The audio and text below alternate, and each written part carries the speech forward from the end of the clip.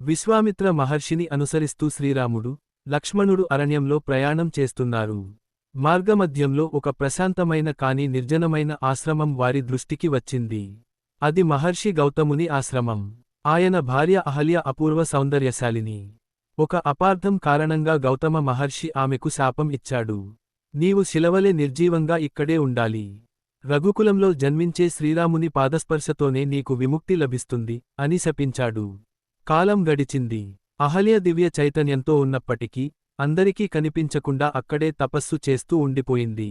ఒకరోజు శ్రీరాముడు ఆ ఆశ్రమంలో అడుగుపెట్టాడు. ఆయన పవిత్ర పాదస్పర్శ తగిలిన వెంటనే అహల్య శాపవిమోచనం పొందింది. ఆమె తన దివ్యరూపాన్ని తిరిగి పొందింది. కృతజ్ఞతతో రాముణ్ణి నమస్కరించింది. గౌతమ మహర్షి కూడా వచ్చి ఆమెను స్వీకరించాడు. ఆశ్రమం మళ్లీ పవిత్రంగా మారింది. మెరిసే నక్షత్రం ఈ కథ ఇచ్చే సందేశం: భగవంతుని కృప ఉన్నచోట శాపం కూడా శుభఫలంగా మారుతుంది.